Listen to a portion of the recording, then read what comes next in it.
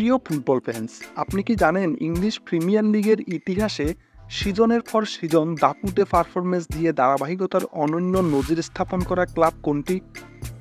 কিংবা কোন ক্লাব লিগে নিজেদের টানা আধিপত্য বিস্তার করে ট্রফি জয় সেলিব্রেট করেছে? আপনি যদি রেগুলার ইউরোপিয়ান ফুটবল ফলো করে থাকেন কিংবা প্রিমিয়ার লিগের ফ্যান হয়ে থাকেন, তবে আপনার কাছে এর উত্তর খুবই সহজ। প্রিমিয়ার লিগের ইতিহাসের অন্যতম সফল দল ম্যানচেস্টার ইউনাইটেড কিংবা লিভারপুলের নাম থাকতে পারে আপনার অ্যান্সার শিটের লিস্টে, কিংবা অনেকের লিস্টে থাকতে পারে গানার্স কিংবা ব্লুজদের নাম। অনেকে আবার এস্টন ভিলাকেও এই তালিকায় রাখতে পারেন। তবে এই শতকে নিঃসন্দেহে নামটি ম্যানচেস্টার সিটি।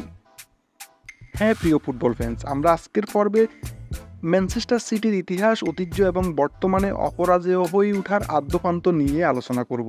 সো স্কিপ না করে দেখতে থাকুন, জানতে পারবেন নানা অজানা বিষয়। ম্যানচেস্টার সিটি প্রতিষ্ঠার ইতিহাস।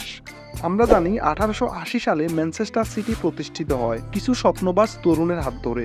1880 সালে প্রতিষ্ঠিত হলেও ম্যানচেস্টার সিটি নামটি ধারণ করে মূলত 1894 সালের 16 এপ্রিল সিটির ফ্যানদের যে নামে ডাকা হয়। বিশ্বজুড়ে ছড়িয়ে ছিটিয়ে থাকে একটি ক্লাবের অজস্র ফ্যান বেজ। আর যদি হয় সেটা প্রিমিয়ার লিগের কোনো ক্লাব, কিংবা সেই ক্লাবের কোচ হয়ে থাকেন মাস্টার মাইন্ড পেপ গার্দিওলা, হালের goal machine Erling Braut Haaland হয়ে থাকেন সে দলের প্রাণভোমরা, কিংবা ইতিহাসের অন্যতম সেরা প্লেমেকার সাইলেন্ট কিলার খ্যাত কেভিন ডি ব্রুইনা হয়ে থাকেন সেই ক্লাবের অবিচ্ছেদ্য অংশ, তবে সেই ক্লাবের ফ্যান বেজ থাকবে বিশ্বজুড়ে, এটাই স্বাভাবিক। সো ম্যান সিটিরও রয়েছে অজস্র কিউলস। ম্যানচেস্টার সিটির ফ্যানদেরকে বলা হয় সিটিজেন্স, দ্য স্কাই ব্লুজ, যাদের মধ্যে সিটিজেন নামটি সর্বাধিক পরিচিত। বাংলাদেশে ম্যানচেস্টার সিটির জনপ্রিয়তা। বাংলাদেশে ম্যানচেস্টার সিটির ফ্যানবেজ প্রথম গড়ে ওঠে 2007-08 সিজনের দিকে। এরপর থেকে ধীরে ধীরে, বিশেষ করে যখন ম্যানচেস্টার সিটির উত্থান ঘটে আগুয়েরো, সিলভা কিংবা ইয়াইয়া তোরেদের হাত ধরে, তখন দলের ফলোয়ার আরও বাড়ে। এরপর গার্দিওলা ইতিহাসে পা রাখলেন এবং কেভিন ডি ব্রুইনার অতিমানবীয় সাইলেন্ট ক্লিং পারফরমেন্সের কারণে তাকে ভালোবেসে অনেক স্বদেশীয় ম্যানচেস্টার সিটির সমর্থক হন। সিটির প্রথম সম্মাননা অর্জন। 1899 সালে ইংলিশ ফুটবলের দ্বিতীয় স্তর বা সেকেন্ড ডিভিশন জয়ের মাধ্যমে ম্যানচেস্টার সিটি তাদের প্রথম সম্মাননা অর্জন করে এবং এর মাধ্যমে তারা সর্বোচ্চ স্তর বা প্রথম স্তরে উঠে আসে। ম্যানচেস্টার সিটির প্রথম মেজর ট্রফি জয়। ম্যানচেস্টার সিটি তাদের প্রথম কোনো বড় ট্রফি জিতে 1904 সালের 23 এপ্রিল বোল্টন ওয়ান্ডার্সকে 1-0 গোলে পরাজিত করে তারা এফএ কাপ শিরোপা জিতে। সে বছর তারা লিগে রানার্স আপ হয়। ম্যানচেস্টার সিটি ম্যানচেস্টারের প্রথম ক্লাব হিসেবে বড় কোনো শিরোপা জিতে ম্যানচেস্টার শহরের ফুটবল পাগল মানুষদের উদযাপনের উপলক্ষ এনে দেন। আপনি কি জানেন ইংলিশ ফুটবলের সবচেয়ে বড় দুটি রেকর্ডের মালিকও কিন্তু এই সিটি। তার মধ্যে 1 নম্বরে রয়েছে ম্যানচেস্টার সিটি লিভারপুলকে 12-0 গোলে ব্যবধানে হারায়, যা ইংলিশ ফুটবল তো বটেই, সবচেয়ে প্রাচীন প্রতিযোগিতা এফএ কাপেরও সর্বোচ্চ গোল ব্যবধানের রেকর্ড, যা এখনও বহাল রয়েছে। 1934 সালে আরেক বিরল রেকর্ড গড়ে ম্যানচেস্টার সিটি। এফএ কাপের ষষ্ঠ রাউন্ডে স্টোক সিটির বিপক্ষে ম্যাচে মেইন রোডে ইংলিশ ফুটবল ইতিহাসের কোনো ক্লাবের গড়ের মাঠে সর্বোচ্চ সংখ্যক দর্শকের উপস্থিতি রেকর্ড হয়। মেইন রোডে সেদিন উপস্থিত ছিলেন 84,569 জন দর্শক। ইংলিশ ফুটবলে বহু নামধারী জায়ান্ট দল রয়েছে যাদের বহু সমর্থক থাকা সত্ত্বেও এই রেকর্ডটি আজ পর্যন্ত বহাল রয়েছে। 30-এর দশকে ম্যানচেস্টার সিটি টানা দুবার, অর্থাৎ 1933 এবং 34 সালে এফএ কাপের ফাইনালে পৌঁছায়, তন্মধ্যে একবার বিজয়ী হয়। প্রথম প্রিমিয়ার লিগ শিরোপা জয়। 1937 সালে ম্যানচেস্টার সিটি তাদের ইতিহাসে প্রথমবারের মতো ইংলিশ লিগে চ্যাম্পিয়ন হয়। 20 বছর পর রিবি ফ্ল্যান নামক একটি নতুন কৌশলে পরিকল্পিত ম্যানচেস্টার সিটি দল পুনরায় টানা 2টি এফএ কাপের ফাইনালে পৌঁছায়। মধ্যবর্তী সময়কালে দলের অবস্থা খুব একটা ভালো যায়নি। 1956 সালে এফএ কাপ ফাইনালে ম্যানচেস্টার সিটি বার্মিংহামকে 3-1 গোলে পরাজিত করে ট্রফি জিতে।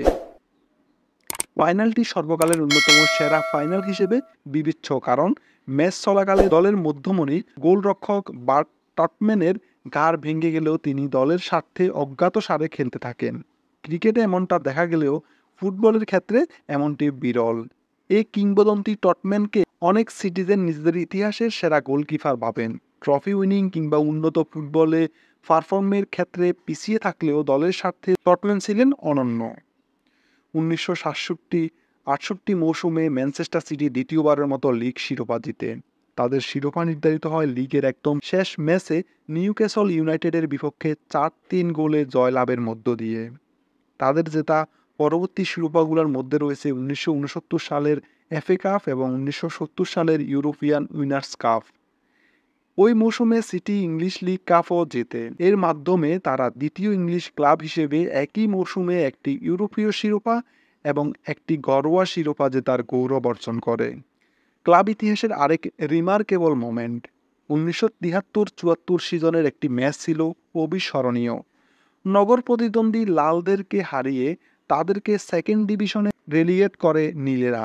সাবেক সিটিজেন ফুটবলার ডেনিস ল এর একমাত্র গোলে দ্বিতীয় স্তরে নেমে যায় তারা। প্রথম ডিভিশনে স্টে করার জন্য উক্ত ম্যাচটি জেতা ব্যতীত অন্য কোনো বিকল্প পথ উন্মুক্ত ছিল না রেড ডেভিলদের জন্য। 70-এর দশকটি বিভিন্ন কারণে স্বপ্নের মতো ছিল সিটিজেনদের জন্য। এরপর নানা ঘটনার গনগটায় অবশেষে বর্তমান শতকে এসে ধীরে ধীরে জ্বলতে শুরু করে ম্যানচেস্টার সিটি। হাল ধরেন অভিজ্ঞ কেভিন কিগান। মোটামুটি ভালো ফাইট করতে থাকে তারা। একের পর এক ভালো প্লেয়ার সাইন হয়, নতুন স্বপ্নে ভাসতে থাকে সিটিজেনেরা।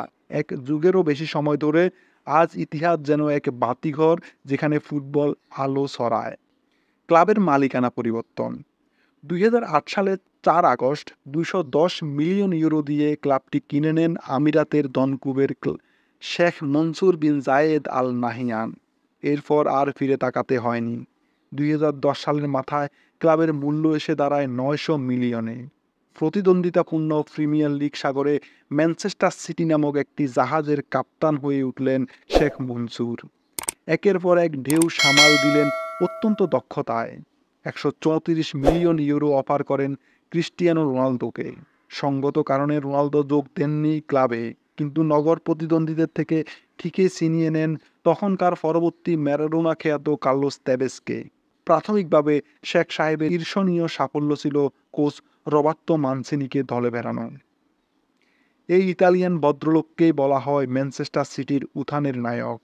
এসে দলে নিয়ে আসেন ডেভিড সিলভা, ইয়াইয়া তোরে, মিলনার, বালোতেল্লি, বোয়াটেংদের মতো খেলোয়াড়দের। হাতে নাতে ফলাফল পান। 2010-11 সিজন শেষ করেন পয়েন্ট টেবিলে 3 থেকে। 2011-12 সিজনের সময়কালের সেই ধারাভাষ্য